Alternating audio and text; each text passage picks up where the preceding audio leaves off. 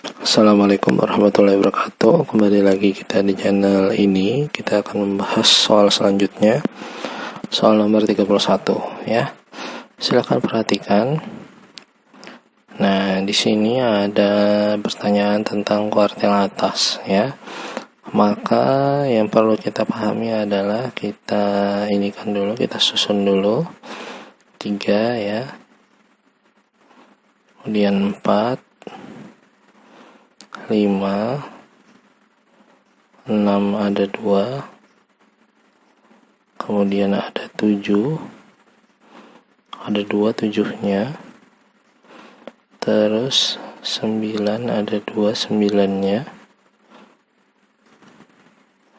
kemudian 11, 12 dan 13. Oke, kita inikan dulu.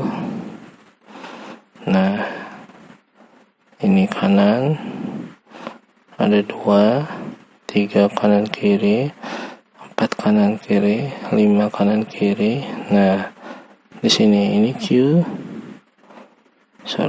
Q2 ya. Q2 berarti 7 tambah 7 bagi 2 berarti 7 ya. Kemudian yang ditanyakan adalah kuartil atas, maka kita cek yang di sini 1, 2, 3, 4. Oke, berarti 9 tambah 11 bagi 2 10. Jadi jawabannya adalah 10. Nomor 31A. Ya, kita lanjut ke soal nomor 32.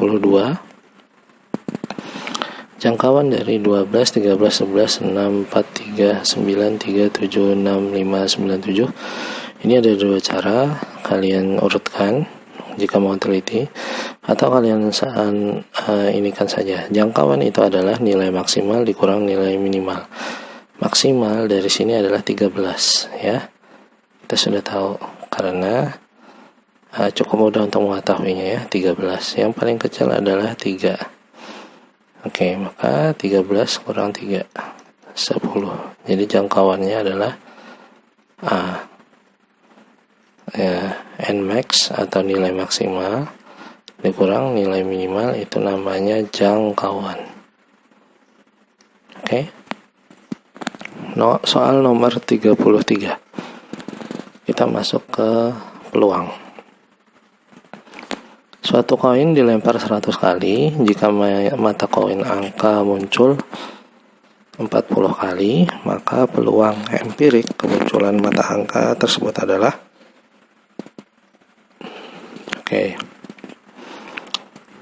Nah, koin angka ada 40 ya. Koin angka ada 40. Ini mata angka juga. Berarti ada 40 kali yang muncul ya dari 100. Ada? Enggak ada. Oke. Singkat, 4/10 ada? Enggak ada. Kita sederhanakan, bagi 2. 2/5 ada? Ada. Jawabannya C. Oke.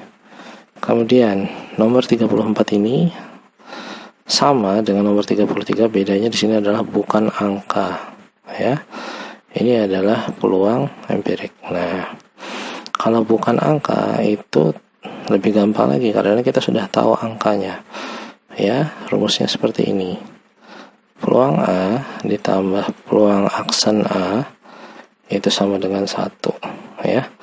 Kalau angka dan bukan angka itu dijumlah hasilnya 1, maka untuk menghasilkan ini yang bukan angka cukup 1 dikurang 2/5. 1 kurang 2/5 itu berarti ya, kalau 1 kurang 2/5 itu berarti 1 kali 5 5, maka 5/5 dikurang 2/5, penyebutnya sama, maka 5 kurang 2 3, 3/5. Itulah jawabannya D ya. Atau bisa seperti ini. Ini 40 kali ya dari 100. Berarti kalau angkanya 40 berarti bukan angka dong satunya ya. 40 berarti 60. Nah, 60 per 100. Oke, sederhanakan 6/10, nanti hasilnya jadi 3/5 juga. Jawabannya D ya. Terserah kalian mau pakai permisalan yang mana ya. kita ke soal nomor 35. Ini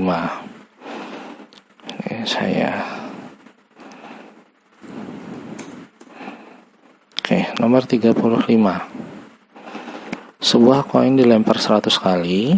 Jika mata koin angka muncul 48 kali, maka peluang empirik kemunculan mata koin bukan angka adalah, ini kurang lebih sama dengan, tapi ini sedikit berbeda ya. Kita pakai langsung angka, dia dari 148. Ini bukan angka, berarti 100 kurang 48 berapa? 52 dari 100. Kita sederhanakan bagi 2, 26. Sederhanakan bagi 2, 13/25. Ada jawabannya? B jawabannya ya. Oke, nomor 36. Sebuah koin dilempar sebanyak 100 kali. Jika mata koin angka muncul 48 koin, 48 kali. Nah, ini diminta angkanya. Maka 48/100 dong. Jika kita sederhanakan bagi 2 saja, 24/50. Bagi 2 lagi berarti 12/25. Jadi jawabannya adalah A ya. Tergantung nanti soal seperti apa yang keluar. Oke, soal nomor 37. Sebuah kantong berisi 5 kelereng merah, 7 kelereng kuning, 9 kelereng hijau. Sebuah kelereng diambil dari kantong tersebut. Peluang terambil kelereng merah adalah, kelereng merahnya ada berapa? Ada 5 ya. 5 dari berapa ini? Ada 5, ada 7, ada 9. 7 tambah 9 16, tambah 5 21. Berarti 5/21. Jika tidak bisa disederhanakan, cukup sampai di sini. Jawabannya ada, yaitu A ya. A jawabannya. Lanjut, kita hapus. Kita ke soal berikutnya.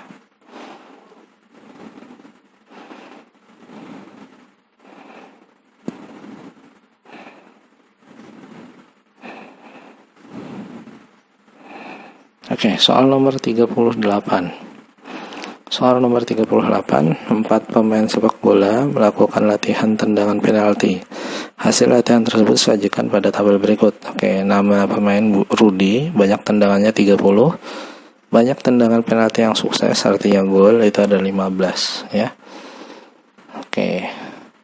Pertanyaannya langsung nih, pemain yang mempunyai peluang terkecil. Pemain dengan peluang terkecil ya.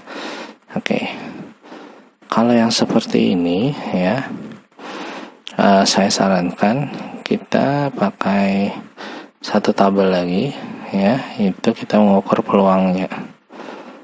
Dengan cara apa sih mengukur peluangnya? Kayak gini aja. Yang sukses dibagi dengan banyak tendangan dia. 15/30 ya. Itu berapa?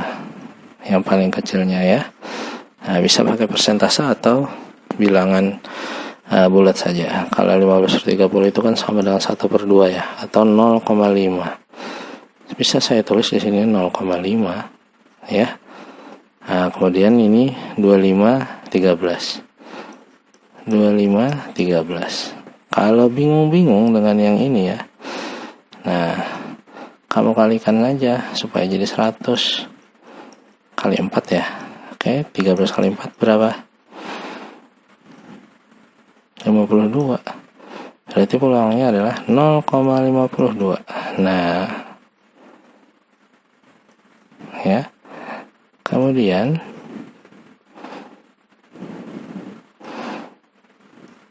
ini 11/20 ya. Nah, bentuk jadi 100 kali 5, berarti di sini kali 5 juga, 55. Berarti 0,55. Nah, 55 makin besar loh peluangnya itu. Ya, kemudian ada 9/15. Nah, 9/15. Ini berapa sih? Nah, sederhanakan 3, 5 ya. 3 bagi 5 itu 0,36. Nah, 0,6. Ini berarti peluangnya paling besar ya. Nah, sedangkan peluang yang terkecil berapa? Ada 0,5, ada 0,52, ada 0,55, dan 0,6. Paling besar adalah Erik. Pertanyaannya adalah peluang terkecil. Peluang terkecil berarti yang kecil juga dong. Jadi jawabannya adalah Rudy. Jawabannya. Oke. Kita lanjut ke soal nomor 39. Kita hapus. Kita ini kan. Ya, oke.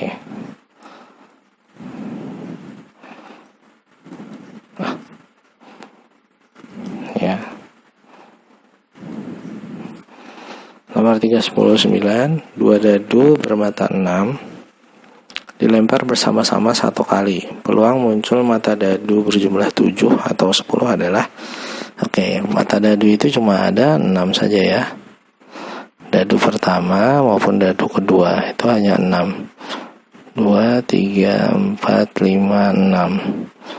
1, 2, 3, 4, 5, 6. Berjumlah 7 ya. Kalau berjumlah 7 itu ada beberapa kemungkinan. Saya tulis D1, D2 ya. Yaitu ketika dadu pertama itu 1 dan dadu kedua itu 6. Atau sebaliknya, dadu pertama 6, dadu kedua 1. Logis ya. Kemudian selain itu bisa juga dari 2 dan 5. Ya, 5 dan 2 bisa. Kemudian 3 dan 4 atau 4 dan 3 ya. Nah, ini ada berapa? 1, 2, 3, 4, 5, 6. Berarti ada 6 kejadian. Ada 6 kejadian. Dari berapa kejadian? Dari berapa kejadian itu kita cek dulu. Dadu itu kan ada 6 mata. Kemudian ada 2 dadu. Maka 6 kali 6. Hasilnya 36. Nah, loh kok nggak 6 kali 2 aja, kan 2 dadu. Nah, jika mencari ininya ya, kita harus kalikan 6 kali 6 ya, untuk mencari banyaknya kemungkinan. Jadi ada 36 kemungkinan jika ada 2 dadu. Kalau ada 3 dadu berarti tinggal kalikan 6 aja lagi ya. 6 kali 6 kali 6 seperti itu ya. Lanjut. Berjumlah 10. Kalau berjumlah 10, saya jabarkan di sini. Itu ada 2 kemungkinan, dua-duanya 5. Ya, yang 1 4, yang 1 6, yang 1 6, yang 1 4. Dan tidak ada lagi kemungkinan yang lain. Ya. Jadi hanya ada 3 ini saja. 3 per sama 36. Nah, di sini perbedaannya ya. Perbedaannya terletak di sini. Kalau pertanyaannya itu atau ya, atau, nah berarti ini kejadiannya itu ya adalah, nah jadi kalau atau itu kita hanya perlu menjumlahkan keduanya ya. Nah, seperti itu ya. Jadi dia adalah, karena dia pilihan yang berjumlah 7 atau 10. Nah, sekarang karena penyebutnya sama, kita jumlahkan, hasilnya 9 per 36, atau kalau disederhanakan adalah 1 per 4. Jadi jawabannya adalah B. Nah, 1/4 ya. Kemudian jadi seperti itu ya. Kita lanjut lagi ke soal berikutnya, tapi soal yang berikutnya ini saya hanya memiliki sedikit perbedaan. Kita baca dulu ya. Sama nih, 2 dadu bermata 6 dilempar bersama-sama 1 kali. Peluang muncul mata dadu berjumlah 7 dan. Kalau di sini atau, sini dan. Kalau dan itu dikali ya. Bukan ditambah, dikali ya. Peluangnya itu kita cek dulu ya. Ini ada berapa? Ada berapa? Kalau yang di sebelah sini itu ada 6 kejadian, ya, 7-nya ada 6. Kita kalikan dengan yang ini ada 3.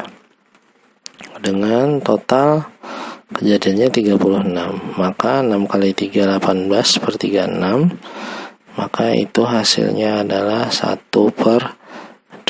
Jadi seperti itu ya. Jadi jawabannya adalah A. Ini adalah untuk saling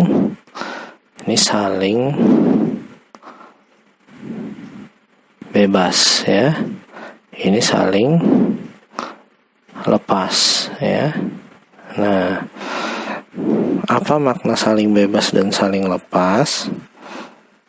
Nah, kalau saling bebas itu ya, maka kejadian pertama tidak mempengaruhi hasil kejadian kedua. Itu adalah saling bebas. Saling bebas ini ya. Nah, itu kejadian pertama tidak mempengaruhi kejadian kedua.